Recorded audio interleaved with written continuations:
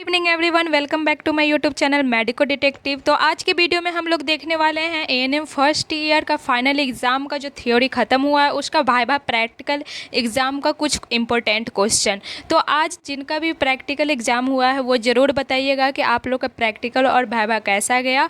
और कल का जो प्रैक्टिकल होगा, परसों का होगा, 20 तारीख तक, अगले 20 तारीख तक जो प्रैक्टिकल होने वाला है उसका तैयारी कंटिन्यू करते रहेंगे हम लोग।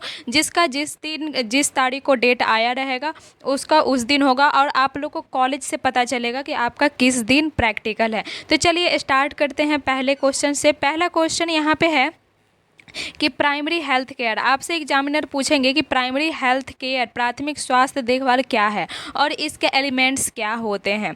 ठीक है, तो आपको बताना है कि प्राथमिक स्वास्थ्य देखभाल जो होता है वह बुनियादी स्वास्थ्य सेवा है जो समाज के हर व्यक्ति और परिवार के लिए सुलभ और सस्ती होती है। यह देश की स्वास्थ्य प्रणाली का पहला मुख्य बिंदु है।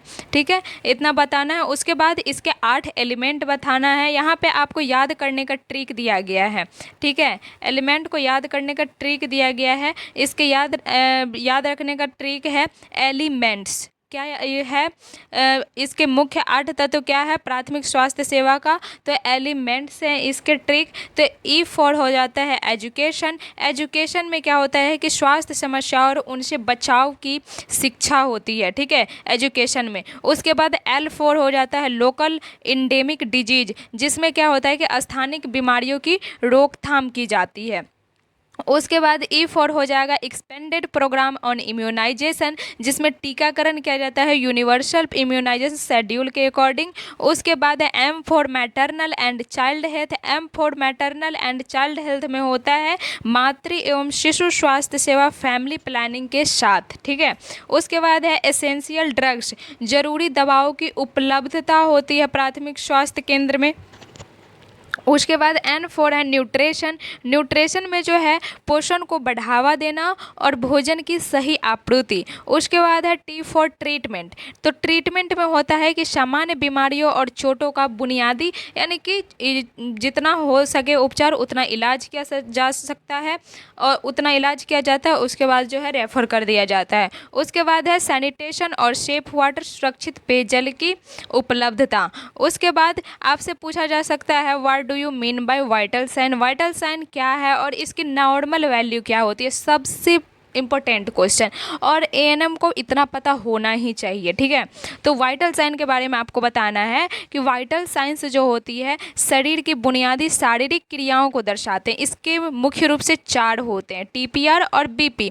टीपीआर में हो जाएगा टेम्परेचर, पल्स रेट और रिस्पायरेशन, और बीपी मतलब ब्लड प्रेशर। तो बॉडी टेम्परेचर का नॉर्मल वैल्यू आपसे पूछा जाए तो बॉडी टेम्परेचर का नॉर्मल वैल्यू बताना है 98.6 डिग्री फ़ारेनहाइट और 37 डिग्री सेंटीग्रेड। बुखार, जो कि बुखार का जो नेम होता है मेडिकल में पायरेक्सिया बोलते हैं। तो आपसे कभी कभी पूछ जाएगा कि पायरेक्सिया किसे कहते हैं। ठीक है, तो वो आपको बताना है। तो वो पायरेक्सिया मापने के लिए थर्मामीटर का उपयोग करते हैं। और नॉर्मल वैल्यू बॉडी का टेम्परेचर का कितना होता है तो 98.6 डिग्री फ़ारेनहाइट। अगर सेल्सियस में पूछे तो आप 37 डिग्री सेल्सियस बताना है, घबराना नहीं है बिल्कुल। फ़ारेनहाइट में पूछे तो 98.6 डिग्री फ़ारेनहाइट और सेल्सियस में पूछे तो 37 डिग्री सेंटीग्रेड। ठीक है, अब आपसे पूछेगा कि पल्स रेट का नॉर्मल वैल्यू कितना होता है, तो बिल्कुल नहीं घबराना है, बताना है कि पल्स रेट का नॉर्मल वैल्यू जो होता है एक एडल्ट पर्सन में, सामान्य वयस्क में जो है 72 धड़कन प्रति मिनट होता है। इसका रेंज होता है 60 से 100 बीपीएम।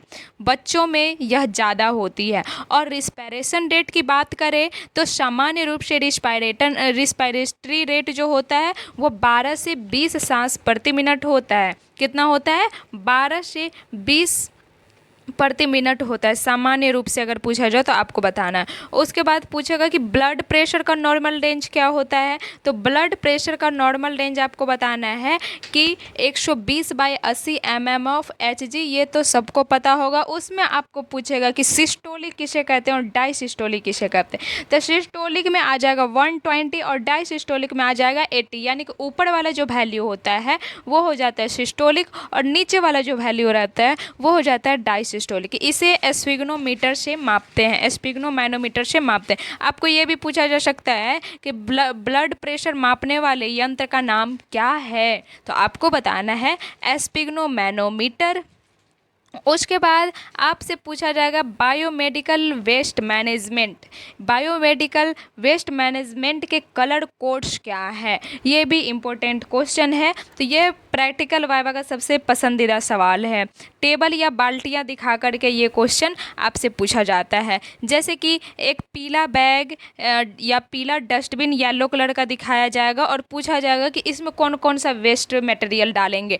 देन आपको बताना है कि जब पीला डस्टबिन रहेगा उसमें मानव शरीर के अंग एनाटॉमिकल वेस्ट जैसे कि खून से सने हुए कॉटन, पट्टियाँ, जो बैंडेज जो होती है वेस्टेज, वो पट्टियाँ, प्लास्टर और एक्सपायर हो चुकी दवाइयाँ डाली जाती है। इन्फेक्शस और ऑर्गेनिक वेस्टेज जो है येलो डस्टबिन में डालते हैं। येलो डस्टबिन में क्या क्या डालते हैं, खून से सने हुए कॉटन, पट्टियाँ, बैंडेज, प्लास्टर और एक्सपायर हो चुकी दवाइयाँ, ये सारी चीज़ें जो है येलो डस्टबिन में डालते हैं। उसके बाद रेड डस्टबिन की बात करें तो रेड डस्टबिन में कौन कौन सा वेस्ट मटेरियल डालते हैं। देन आपको बताना है कि इसमें रिसाइकल होने वाला प्लास्टिक का सामान डाला जाता है। रेड डस्टबिन में क्या डालेंगे, रिसाइकल होने वाला प्लास्टिक का सामान, जैसे कि कैथेटर हो गया, आईवी सेट्स हो गया, बिना सुई के सिरिंज हो गया, ग्लव्स हो गया, यूरिन बैग हो गया, ये सब हम लोग कहाँ डालेंगे, रेड डस्टबिन में डालेंगे। उसके बाद बात करते हैं नीला बॉक्स, ब्लू कार्डबोर्ड का, ब्लू कलर का जो डस्टबिन आप लोग देखते होंगे हॉस्पिटल में, तो उसमें कौन कौन सा वेस्ट मटेरियल डालते हैं। तो ब्लू कलर के जो ये डस्टबिन होते हैं उसमें कांच का सामान जैसे ग्लासवेयर, जैसे एम्पूल्स, वियल्स और कांच की सिरिंज रखी जाती है, किस में, तो ब्लू डस्टबिन में। उसके बाद एक होता है सफ़ेद पंक्चर प्रूफ कंटेनर। तो सफ़ेद पंक्चर प्रूफ कंटेनर में क्या क्या डालते हैं, तो इसमें नुकीली चीज़ें डालते हैं, शार्प वाली चीज़ें, जैसे कि नीडल्स हो गया, सिरिंज फिक्स्ड हो गया, नीडल के साथ ब्लेड, स्कैल्प्स, जितने भी नुकीले चीज़ होते हैं, धारदार चीज़ें होती हैं, वो सफ़ेद पंक्चर प्रूफ कंटेनर में रखते हैं। तो समझ में आ गया आप लोग को dustbin colour code, waste management का कलर कोड, तो ये आप लोग बता दीजिएगा। और ये वीडियो आप लोग कम से कम 2 बार 3 बार जरूर देख लीजिएगा, देन आपको दिमाग में सेट हो जाएगा और आपका वाइवा में अगर ये क्वेश्चन पूछा जाए तो मस्त जवाब दे करके आइएगा, ठीक है। अब यहाँ पे एंटीनेटल केयर के बारे में पूछा जाएगा, क्योंकि आप एएनएम हो तो एएनएम से तो ये क्वेश्चन बनता ही है कि एंटीनेटल केयर क्या होता है, पोस्टनेटल केयर क्या होता है, इम्यूनाइजेशन शेड्यूल क्या होता है, फर्स्ट एड क्या होता है, ये सब मतलब एकदम पूछा ही जाता है क्वेश्चन, है ना। और वेस्ट मैनेजमेंट का कलर कोड क्या क्या होता है, ये सब एकदम इम्पोर्टेंट क्वेश्चन है। तो देखिए एंटीनेटल केयर में क्या क्या होता है। एंटीनेटल केयर में होता है कि गर्भावस्था के दौरान जो महिला और गर्भस्थ शिशु के स्वास्थ्य की निगरानी के लिए की जाने वाली जो जांच होती है ना, उसको एएनसी चेकअप कहते हैं। उसको क्या कहते हैं, एएनसी चेकअप कहते हैं। इसकी मिनिमम विजिट कितनी होती है, एएनसी की मिनिमम विजिट कितनी होती है, तो सरकारी गाइडलाइन के अनुसार जो है कम से कम 4 एएनसी विजिट बेहद ज़रूरी होती है। एक गर्भवती महिला होती है जब तक बच्चे पेट में पल रहे होते हैं, मतलब 1 मंथ से लेकर के पहला मंथ यानी गर्भावस्था की पुष्टि हो चुकी है उस टाइम से लेकर के 9वें मंथ तक कम से कम 4 एएनसी चेकअप बहुत ही ज़रूरी है सरकारी गाइडलाइन के अनुसार। ओके, उसके बाद फर्स्ट विजिट में क्या होता है कि गर्भावस्था के पता चलने पर पहले 12 सप्ताह के भीतर जो है रजिस्ट्रेशन करवा लेना चाहिए फर्स्ट विजिट में। सेकंड विजिट में क्या करवाएंगे, सेकंड विजिट में आपको करवाना है 14 से 26 सप्ताह के बीच, यानी कि दूसरा त्रैमासिक सेकंड ट्राइमेस्टर 14 से 26 हफ्तों के बीच सेकंड विजिट होता है। फर्स्ट विजिट 12 हफ्ता के भीतर होता है, सेकंड विजिट 14 से 26 हफ्ता के बीच होता है। थर्ड विजिट कब होता है, थर्ड विजिट होता है 28 से 34 हफ्तों के बीच। उसके बाद फोर्थ विजिट कब करना है, तो 36 हफ्तों के बाद, यानी कि डिलीवरी होने तक फोर्थ विजिट कर लेना चाहिए, ठीक है। उसके बाद most important question, ORS oral dehydration salt कैसे बनाया जाता है और इसके घटक क्या क्या होते हैं। तो दस्त यानी कि डायरिया और डिहाइड्रेशन, या डिहाइड्रेशन किसे कहते हैं, बॉडी में पानी की कमी हो जाती है उसी को डिहाइड्रेशन बोलते हैं। तो डायरिया और डिहाइड्रेशन के इलाज के लिए जो है ORS साल्ट दिया जाता है। इसका बनाने का विधि आपसे पूछा जाएगा, तो बनाने का विधि बताना है कि 1 लीटर साफ पीने का पानी लेना है, उबाल पानी को उबाल करके उसके बाद ठंडा कर देना है, उसमें एक ORS का पूरा पैकेट अच्छे से घोल देना है। उसको घोल देने के बाद क्या करना है कि यह घोल केवल 24 घंटे तक इस्तेमाल के योग्य रहता है। उसके बाद जो 24 घंटे के बाद जो अगर घोल बच जाता है तो उसको फेंक देना चाहिए, यूज में नहीं लाना चाहिए। ओके, उसके बाद हम लोग देखेंगे ORS के मुख्य घटक क्या क्या होते हैं। तो ORS के मुख्य घटक होते हैं sodium chloride, glucose, potassium chloride, trisodium nitrate हो जाएगा, यहाँ पे ट्राइसोडियम नाइट्रेट हो जाएगा। पहला क्या हो गया, sodium chloride, glucose, potassium chloride, trisodium nitrate. उसके बाद यहाँ पे है हैंड वॉशिंग। देखिए यहाँ पे हैंड वॉशिंग के स्टेप्स क्या है और मेडिकल और सर्जिकल एसेप्सिस में क्या अंतर है। तो हैंड वॉशिंग के स्टेप्स में देखेंगे कि क्रॉस इन्फेक्शन यानी कि संक्रमण फैलने को रोकने के लिए हाथ धोना बेहद ज़रूरी है। WHO के अकॉर्डिंग हाथ धोने के मुख्य रूप से 6 से 7 स्टेप होते हैं। पहला स्टेप्स आप लोग पढ़े होंगे पाम टू पाम, उसके बाद बैक ऑफ हैंड्स, इंटरलॉकिंग, अंगूठे की सफाई, नाखून की सफाई और कलाई। इतना आप लोग पढ़े होंगे ना स्टेप्स, तो एक बार आपका रिवाइज हो गया। पहला क्या है, palm to palm, back to palm, interlocking, अंगूठे की सफाई, नाखून की सफाई और कलाई। तो इतना होता है 7 स्टेप्स। ये आपसे एग्जाम में पूछ सकते हैं हैंड वॉशिंग के, ठीक है।